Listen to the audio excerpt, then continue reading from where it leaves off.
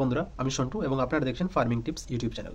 তো বন্ধুরা, আজকে যে আমাদের পুরো ভিডিওটা সেটা হচ্ছে কিন্তু আসেল বা প্যারাডবেকের যে ব্রিডার রয়েছে তাদের পুরো কেয়ার, তাদের পুরো ট্রিটমেন্ট, তাদেরকে কীভাবে খাবার দাবার দিতে হবে, তাদের পুরো ডায়েট চার্ট এবং তাদের ওষুধ, সমস্ত ডিওয়ার্মিং, কখন কী করতে হবে না করতে হবে, আজকে কিন্তু টোটালি ভিডিওটা সেই বিষয়ে রয়েছে। তো আপনাদের কাছে আমার রিকোয়েস্ট, আপনারা ভিডিওটা স্কিপ্ট না করে পুরো ভিডিওটা দেখুন। যারা কিন্তু মুরগি চাষ করেন তাদের জন্য খুবই একটি ইম্পর্টেন্ট ভিডিও হতে চলেছে এটা। তো বন্ধুরা, আজকে যে আমরা টোটাল কথাটা বলবো সেটা হচ্ছে কিন্তু পুরো আসল ব্রিডার নিয়ে। মানে হচ্ছে যে আপনাদের যে ব্রিডারটা হচ্ছে তার কীভাবে যত্ন নেবেন, তার কীভাবে কেয়ার করবেন।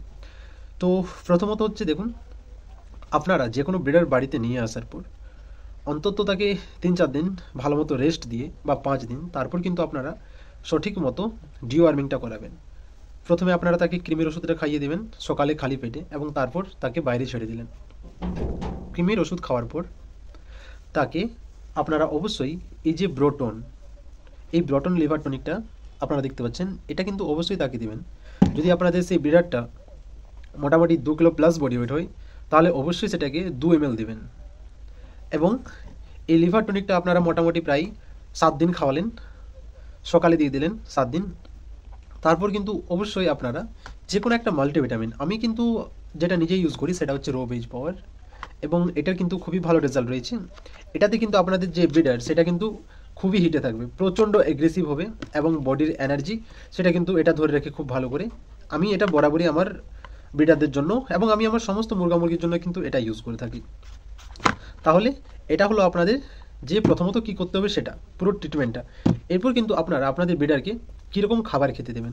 তো বন্ধুরা দেখুন, যেহেতু ব্রিডার ফিমেলের সাথে ব্রিডিং করবে, তো তার বডিতে যেন হিট থাকে, সেটা যেন অ্যাগ্রেসিভ হয়, এবং তার সিমেন্ট কোয়ালিটিটা যাতে খুব ভালো হয়, তার জন্য আপনাদেরকে অবশ্যই তার যে ডায়েটটা সেটার উপর নজর দিতে হবে।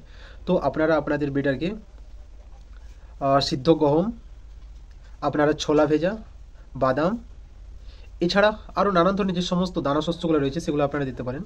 এবং আটার সাথে যদি আপনারা আটা খাওয়ান তাহলে সেটার সাথে অবশ্যই মিনারেল মিক্সার অ্যাড করুন, সেটার সাথে একটু লিভার টনিক অ্যাড করুন, তাহলে তার যে ওভারঅল হেলথটা সেটা কিন্তু খুবই ভালো থাকবে।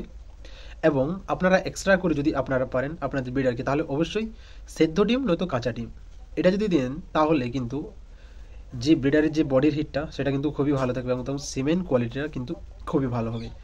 যেহেতু তাকে ফিমেলের সাথে ব্রিডিং করতে হবে, তো ব্রিডিং করার পর তার যা বডির যে সমস্ত, তার বডিতে যা যা উপাদানগুলো দরকার সেগুলো কিন্তু আপনারা সেই সমস্ত খাবারের চাহিদা দিয়ে ফুলফিল করুন।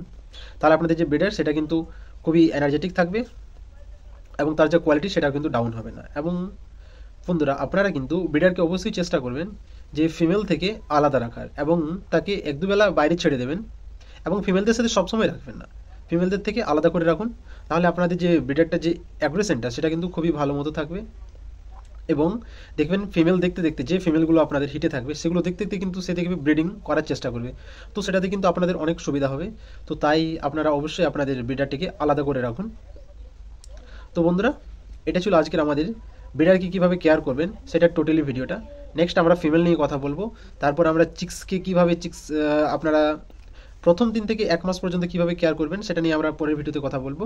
তো আপনাদের কাছে আমার রিকোয়েস্ট যে যারা যারা নতুন আমার এই চ্যানেলে, আপনারা অবশ্যই আমার এই চ্যানেলকে সাবস্ক্রাইব করে রাখুন। এবং হ্যাঁ বন্ধুরা, আমার সম্পূর্ণ ভিডিও পেতে আপনারা অবশ্যই যে বেল আইকন সেটা প্রেস করে রাখবেন, এবং সেটাকে কিন্তু নোটিফিকেশানটা অল করে দেবেন। তাহলে আমি যা যা ভিডিও আপলোড করি সেই সমস্ত ভিডিও আপনাদের কাছে নোটিফিকেশান চলে যাবে।